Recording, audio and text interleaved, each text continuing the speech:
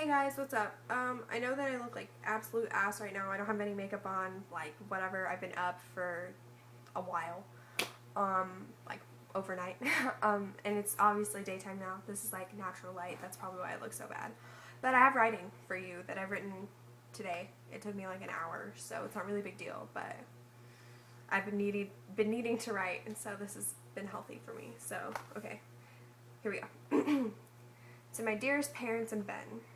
I'm so sorry. I'm sorry that it came to this. I'm sorry that I have become so scared of myself that I can no longer live. These voices have driven me to madness. It's driven me to a point where I can't even make it through a day without being so damn scared. I hope that none of you have to deal with this. I'm so afraid that this sickness in my head will need something to feed on when I'm gone, and I can only hope to God that it's not one of you. I'm so sorry. Just know that it's not your fault, and that whatever has possessed my brain and body is the only reason I'm ending this. I can only hope that when I pass, it will pass with me, and you'll remember me how I was, not this insane child that you know now. I'm so sorry, and I love you. Please remember that. Scarlett. I wasn't always afraid. Hell, there was even a time that I was carefree. But I can barely remember that part of me now. There'd always been something following me around for as long as I can remember. This presence used to be a friend, and it was my imaginary friend. It would have tea parties with me and stroke my hair while I slept. I was a very lonely child because of this. I didn't need friends because I'd always had the best one with me. My parents put me through endless amounts of therapy because I was an 11-year-old kid with only one friend who was imaginary. I always hated it, and my friend would hold my hand while a therapist told me it was all in my head. I knew it wasn't. How could I have felt something that was imaginary? My parents blamed themselves for the longest time. My mom quit her job to spend more time with me and eventually found another job when my family started having financial troubles. It wasn't their fault. It had just picked me, and there was nothing wrong with that at the time. Everything changed when I turned 14. I started to make friends and have a social life. I didn't need my friend anymore, and it went away for a while. My parents finally relaxed, realizing that I wasn't talking about my friend anymore. I was talking about real friends. I'd always wished it would come back and stroke my hair at night like it used to. I missed my friend more than anything, but I never talked about it. I didn't want my friends to think I was weird. I just about convinced myself that it was all in my head, and then my brother died. It was hard on my family. He was 18, killed by a drunk driver. I was 16 years old then. August 5th, 2010 was the day that my friend came back.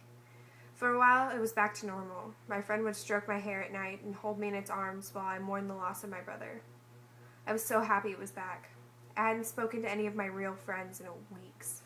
I hadn't gone to school in a month and I was falling behind because I couldn't bring myself to go to school every day. My brother had become one of my closest friends and we'd been in the same social circle. I couldn't bear to see my old friends. I didn't realize until later that most of the girls that were my friends were only my friend to try and sleep with my brother. They completely stopped talking to me after a week after James died. The only person that actually still talked to me was Ben. Ben was my really only true friend.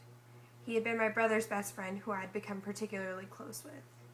James was like a brother to Ben and was taking it just as hard as I was. He had shut everyone out for days after James died. He hadn't even talked to his parents during that time. I was so relieved to hear his voice after those few days and hold him close when he finally came by. I can very easily say that I love Ben with every fiber of my being. He was the only one who stuck with me during the madness, and I hope he knows how much he meant to me. And I know Ben loved me in return. The way he grabbed my face and stroked it with his thumbs and leaned in close and whispered that he loved me more than anything. I love how he continued to love me even when I wasn't myself anymore. He would just hold me while whatever possessed me set my insides on fire. My friend hated Ben. It would sulk in the corners and whisper while Ben slept beside me. This alarmed me because it had never spoken before. At this point, I couldn't understand what it was saying, though it seemed to be having a conversation with itself. You could tell that it was very angry. I never said anything to Ben because I didn't want to freak him out. I didn't want to lose the one thing besides my mother and father. My father, though, still grieving the loss of my brother, had become quite the alcoholic and became mostly attached by this point that cared about me. Okay, that's it so far. I will probably write more, and I will probably extend this a little bit. If you like it, please tell me honestly, and if you don't, like, give me your harshest criticisms, because that only makes me better. I won't be offended, I promise, unless you're just like, oh, this is shit, I fucking hate it. Like, be constructive, I guess, is my only thing. Okay, thank you for watching. If you didn't like it, let me know. If you liked it, let me know, and give me any constructive criticism. I haven't gone through and edited it yet, and I will eventually. I just haven't gotten around to it yet. Okay, I love you guys, and I hope that you're having a really good day.